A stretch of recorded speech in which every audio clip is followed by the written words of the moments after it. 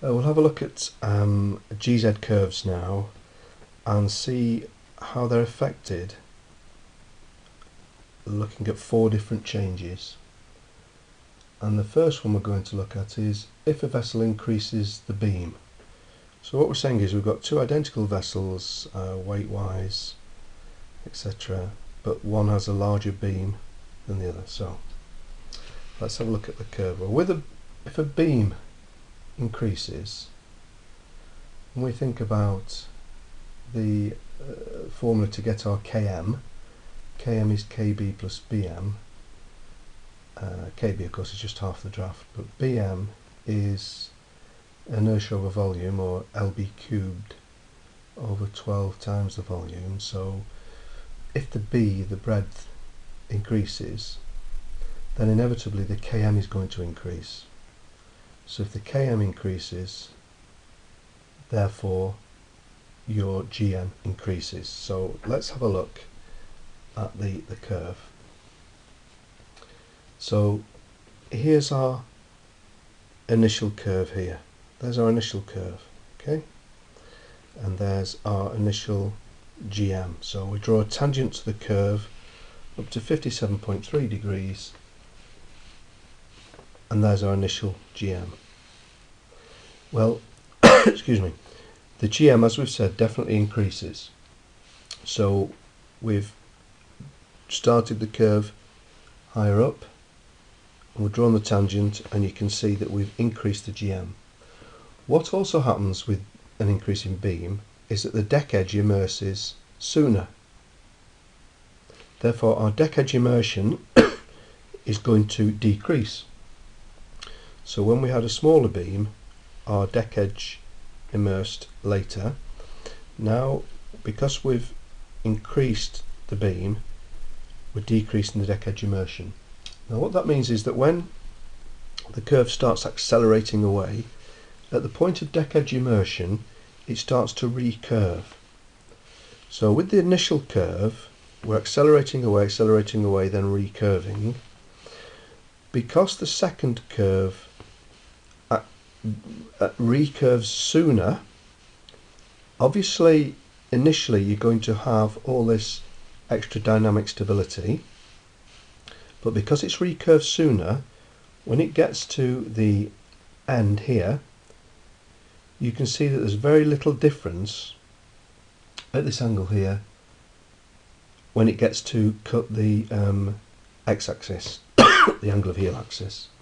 So definitely you have an increase in GM, that's absolutely definite, increase in GM, but you have a decrease in the deck edge immersion.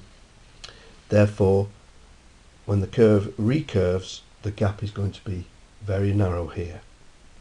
So we're going to have increased dynamic stability, GZ will increase slightly, angle of GZ increase slightly, range of stability increases slightly, vanishing stability increases slightly, but there's an insignificant increase in our range of stability, as you can see there.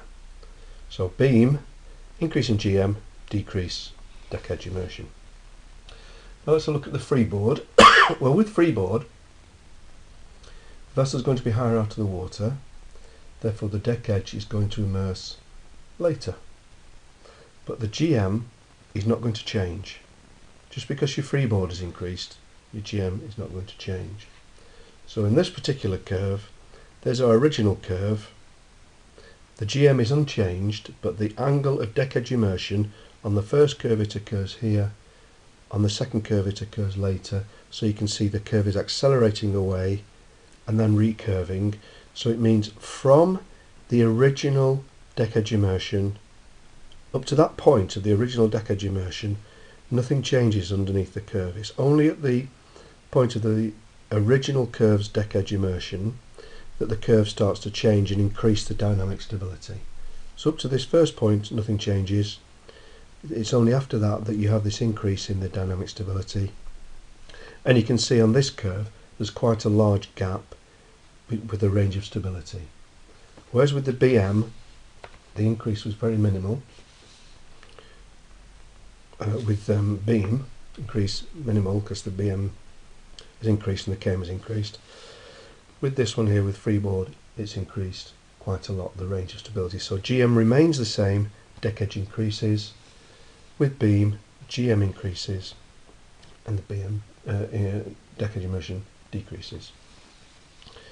Now let's look at reducing free surface effect. Well, if we reduce free surface, we're making the stability of the vessel better. So if we make the stability of the vessel better, we're going to definitely increase the GM.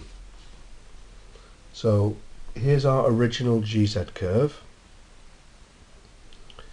and there's the tangent for the GM. Because we've reduced the free surface, our GM has increased, therefore right from the point here our curve is increasing, and increases proportionally all the way. So with all this we've got increase dynamic stability, increased GM, GZ value increases, increased range of stability, but of course what doesn't change is the deck edge immersion.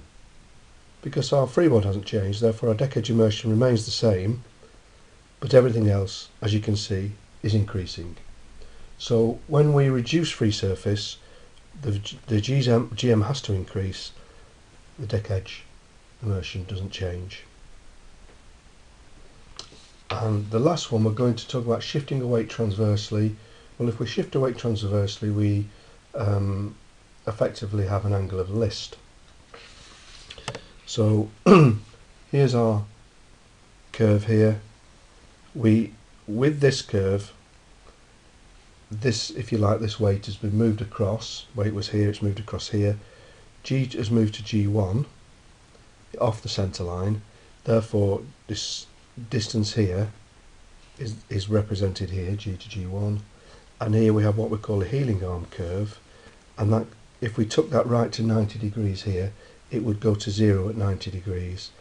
Draw the line across, and at this point here, where it cuts the GZ curve, that's our angle of list.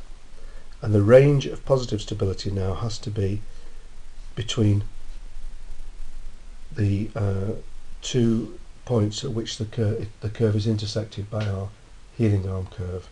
So that becomes our angle of vanishing stability, that becomes our angle of list, and of course that becomes our range of stability. So we've looked at 4 curves: increasing the beam, the freeboard, reducing free surface, and shifting a weight transversely. Now with the first 3, of course, if we were to decrease the beam, decrease the freeboard, increase the free surface, it's exactly the same curve, but we would just name them the opposite way. So that's how we would draw those 4, and they're the 4 fairly popular questions that come up to label sketches involving increases in beam, freeboard, problems involving free surface, reducing it or increasing it, and then of course an angle of less with shifting a weight transversely.